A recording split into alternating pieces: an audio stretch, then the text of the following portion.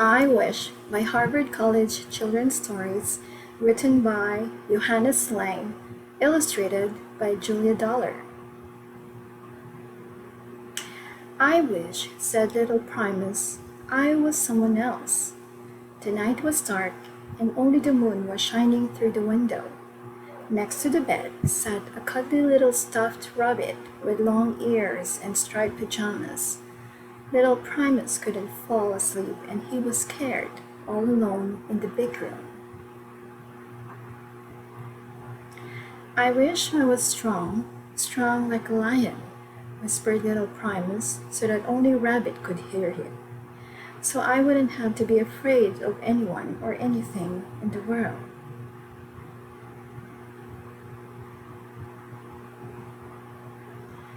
When Primus woke up the next day, Rabbit was still sitting next to the bed, but something felt different.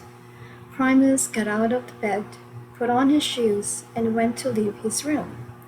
But as soon as he touched the door, it burst wide open, and where he picked up his backpack filled with heavy books, it felt like there was only a light feather on his shoulder. Primus couldn't believe it. His wish had come true. He ran to school so that he could show all his friends. But when he went to get his books from behind, he pushed his chair over an ugly cracking sound and split into 100 little pieces. The other children laughed. Look at Crumb's little Primus.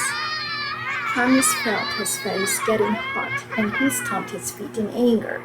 When he stomped, the whole ground started shaking and all the children ran away in fear.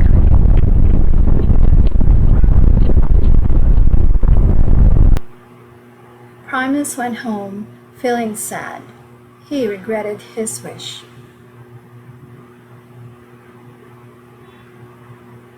That night, he looked at the moon shining through the windows. I wish I could fly like a bird, Primus said to Rabbit, so I could fly to the moon and no one would make fun of me. The next morning, everything looked the same. But when Primus got out of bed, it felt like he was jumping on clouds. He felt his house and started running faster and faster until suddenly, when all of his friends looked so small from up here.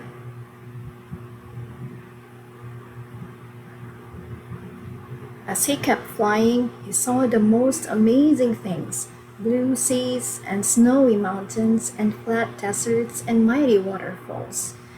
But he went higher and higher, so high that he felt like he could touch the moon.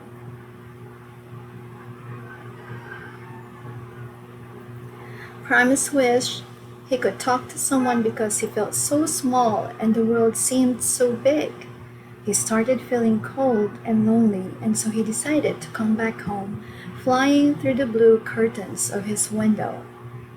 Tired from the day, he lay down on his soft bed and hugged Rabbit tightly. I wish I could have everything I wanted, he told Rabbit after a while, so I would never be cold or lonely or afraid. The next day, Primus at first didn't see anything extraordinary. He noticed that it was raining outside, so he thought to himself, I wish I had a pair of warm shoes. And new rain boots appeared on his feet. Primus laughed with excitement. I wish I had a table full of ice cream, Primus thought. And the table bursting with ice cream was standing in the middle of the room. Mango, pineapple, chocolate, all the flavors Primus loved. He could not stop himself and kept eating until he felt so full that he could barely move. Groaning and sweating, he walked to school.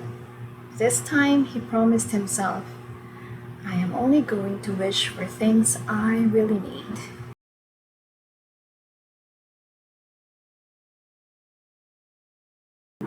So when the teacher told the class to take a test, he closed his eyes and the answers magically appeared on the paper. But after a few minutes, Primus became bored and wished he had finished the test on his own. When the bell rang, the children went out and started playing. I wish I had something to play with, he thought to himself. And sure enough, there was a beautiful round ball in the color of the rainbow in his hands. Look at what I found, Primus told his friends, but they became jealous. We don't want to play with such a weird ball anyway, they said. On his way home, Primus saw an old lady with a wrinkled face slowly crossing the street. I wish I could help that woman, Primus thought to himself, but he didn't know what to wish for. So he let go of his ball and went up to the woman. He offered his hand and together they crossed the street. And then he saw the most beautiful thing, more beautiful than all the seas and mountains and deserts and waterfalls in the world. The old woman smiled at him.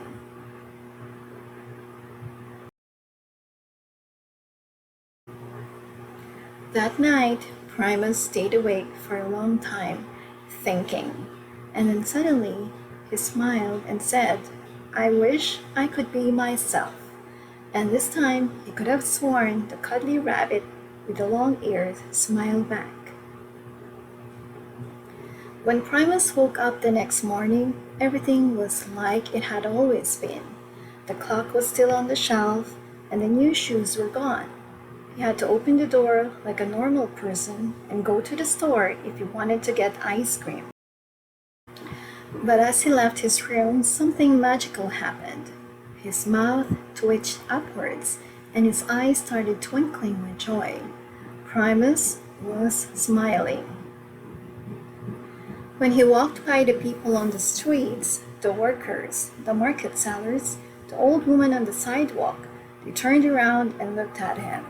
And one by one, they started smiling too. And when he came to school, the children were talking to each other in hushed voices. Look, they said, here comes the boy who can smile.